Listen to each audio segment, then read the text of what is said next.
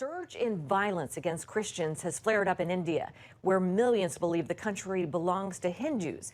Many think all other religions must be eliminated from society. Human rights groups accuse India's prime minister of supporting this very extremist view. And in fact, several states have enacted laws to punish non-Hindus. Here's our report from Karnataka, India. Yeah, from here. At 16 years old, Paul was instructed to target Christians by the Rashtriya Swayam Savak Sangh, or RSS, a radical Hindu paramilitary organization. Since I was a Hindu and part of the RSS, I became a staunch follower of their Hindu principles, and because of that, killing Christians and pastors became my goal. We've concealed Paul's identity for safety. He says the RSS singles out Christians because so many Hindus in India are abandoning their faith to follow Jesus Christ. One of the group's early founders referred to Christians as anti-national and hostile and should be treated as such. RSS members seen here often combine religious Hindu education with self-defense classes and exercises. They told us Christianity doesn't belong to a country because they are converting people. Therefore, we have to attack pastors and demolish their churches so that our country will remain a Hindu country. Hindus make up just under 80% of India's population. Muslims are at 14%.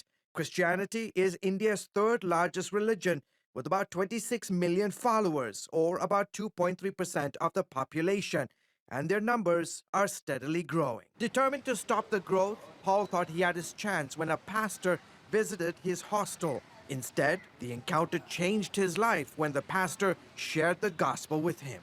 My heart was breaking when I heard that Jesus Christ's blood was sacrificed for me, that Jesus Christ loved me, and he gave his blood for my sins. I dedicated myself to Christ right there and then. Paul now serves as a traveling pastor in remote areas of India's Karnataka state, often referred to as a graveyard of pastors because of the intense persecution Christians face here. His church is repeatedly attacked by RSS gangs. He's been put in prison for preaching, yet it hasn't stopped his ministry. Even in jail, I felt God's love. Even though I received the beatings, I was rejoicing, and because of that, I am grateful to God. India, with its 1.4 billion people, is the world's largest democracy. However, human rights and religious freedom advocates say democracy has been in retreat ever since the Hindu-led BJP government and its leader, Narendra Modi, took power in 2014. It's really the most sophisticated government as far as restricting religious freedoms outside of China. Dr. David Curry is a commission member of the United States Commission on International Religious Freedom. USCIRF has documented an unprecedented uptick in violence against Christians under Modi's rule. The majority of attacks carried out by RSS and other Hindu extremist groups with ties to the Prime Minister's political party. Modi is accused of fanning the flames of Hindutva, a radical ideology that teaches only Hindus are true Indians and that all other religions, especially Christians and Muslims, are foreigners who must be removed from society. They have a goal to push Christianity out of India. They see India as the holy land of Hinduism, and they intend to force that to happen. That includes passing laws that criminalize religious conversions, particularly targeting Christian and Muslim minorities. Karnataka became the 10th Indian state to pass these so-called anti-conversion laws, and with it carrying a 3 to 5 year prison term for anyone found guilty of illegally converting people to Christianity. Ever since this anti-conversion law was passed, the authorities claim that we are forcibly converting people. Joseph pastors in different cities and villages in Karnataka. We've taken similar precautions to protect his safety. He says RSS and other right-wing Hindu groups accuse him of converting Hindus by offering them money or other forms of bribes. When we started the ministry 35 years ago, we didn't have so many problems. Those days, we had religious freedom, but now we can't even talk, can't even give out a pamphlet, can't do anything. That's the situation that we find ourselves in today.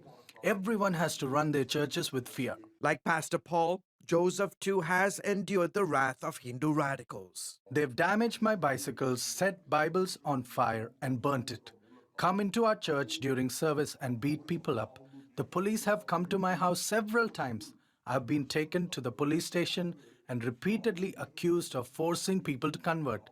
They never have any evidence. 12 of India's 28 states, most of them ruled by Modi's BJP party, now have laws regulating religious conversions. These states have also witnessed a surge in mob violence against Indian Christians. It is amazing how Christians are standing firm in their faith.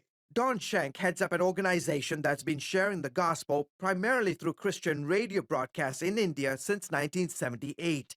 His group has documented cases where Hindu extremists have discriminated against new Christian converts.